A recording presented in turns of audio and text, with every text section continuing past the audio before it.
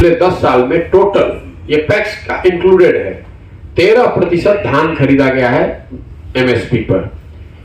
जब इस चीज को हम लोगों ने फिर से अध्ययन कराया तो पता चला कि अगर किसानों के फसल, और ये मैं सब्जियों की बात नहीं कर रहा हूं क्योंकि समर्थन मूल्य तो सिर्फ फूड ग्रेन के लिए है, सिर्फ जो किसान यहाँ पैदा कर रहा है धान, गेहूं, मक्का, बाजरा, जो भी दलहन पैदा कर रहा है, अगर सरकार ने उसको समर्थन मूल्य पे खरीद लिया होता करीब करीब 70%, जो कि नेशनल एवरेज बढ़िया, पंजाब वगैरह में 70% खरीद हो रही है, 80%, तो बिहार के किसानों को हर साल, इस बात को ध्यान रखिए, बिहार के किसानों को हर साल 25 से 30 हजार करोड़ रुपया अलग से मिलने लगा।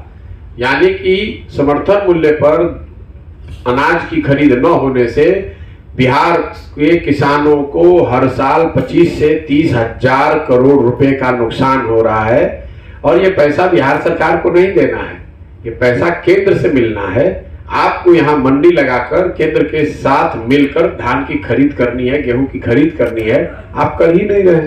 जब आप 13% धान खरीद रहे हैं तो स्वाभाविक है कि धान का भाव लोगों को मिल नहीं रहा है। और ये इतनी बड़ी बात है, लेकिन बिहार में ना कोई किसान नेता है, ना कोई किसान आंदोलन हुआ है, ना सरकार इस पर कुछ बोल रही है, ना पत्रकार बंधु इस पर सवाल उठा रहे हैं कि भाई आप धान गेहूं की खरीद समर्थन, क्योंकि ये संवैधानिक बात है, सरकार का एश्योरेंस है केंद्र सरकार का कि आप जो उपज करते हैं वो समर्थन मूल्य पे खरीदा जाएगा। तो किसानों की बदहाली की मेजर एक वजह यह है कि उनके फसलों के दाम न मिल पाना, और इनपुट कॉस्ट जो बढ़ा हुआ है वो तो आपको बता ही दिया, वो हर जगह लोग बता ही रहे कि शिक्षा तो पूरी तरह से बिहार में ध्वस्त है।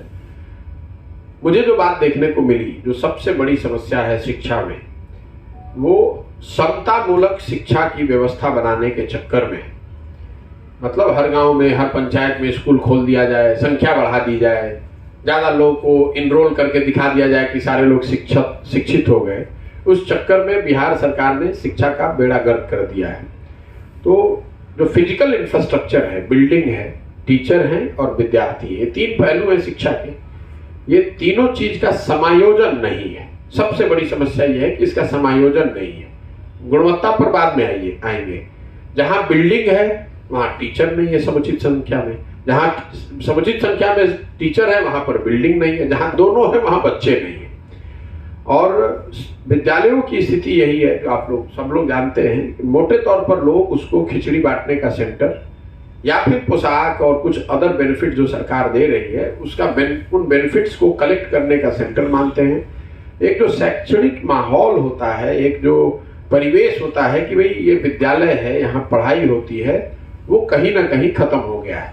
और यहाँ पर भी जैसे किसानों और मजदूरों की मैंने बात बताई, जो पढ़ाने वाले लोग हैं वो अलग परेशान हैं, और पूरा समाज जो है वो शिक्षकों को कह रहा है कि भाई शिक्षकों को इतना पैसा मिल रहा है फिर भी हमारे बच्चों की पढ़ाई नहीं हो रही है। आप शिक्षकों से जाकर बात कीजिए तो सबसे ज्यादा आंदोलनरत वही है कि भैया हम इतना पैसा, हमको 30,000 रुपये मिल रहा है, 35 मिल रहा है, हमको ये बेनिफिट नहीं है, वो बेनिफिट नहीं है। तो कहीं ना कहीं पूरी शिक्षा व्यवस्था का ध्वस्त हो जाना इस सरकार का, कम से कम नीतीश जी की सरकार का, मैं सबसे बड़ा फेलियर मानता हूं। इसलिए कि देखिए, अगर सड़क नहीं बनी, कल एक अच्छी सरकार आएगी तो शायद सड़क बन जाएगी, लेकिन जब शिक्षा व्यवस्था 15, 20 साल, 25 साल, 30 साल खराब हो जाए, ध्वस्त हो जाए, तो 2-3 पीढ़ियां बिहार की बिल्कुल बर्बाद हो गई। जो बच्चा स्कूल से पढ़ के निकल गया, कॉलेज से पढ़ के निकल गया और उसने पढ़ाई नहीं की, सिर्फ डिग्री ली, अब वो जीवन भर शिक्षित व्यक्तियों के मुकाबले पीछे ही रहेगा। ज्यादातर लोगों की जिंदगी मजदूरी करते हुए ही बीतेगी, अब उसको सुधारा नहीं जा सकता है। इसलिए एक पढ़े लिखे व्यक्ति होने के बावजूद नीतीश कुमार के शासनकाल में शिक्षा व्यवस्था का ध्वस्त होना, ये बिहार के लोगों के लिए, बिहार के समाज के लिए बहुत चिंता की वजह होनी चाहिए, क्योंकि ये गरीब राज्य है बिहार।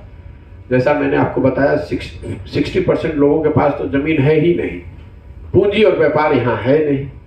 तो शिक्षा ही एक जरिया था जिसके जरिए आप गरीबी से निकल सकते थे। जब वो व्यवस्था खत्म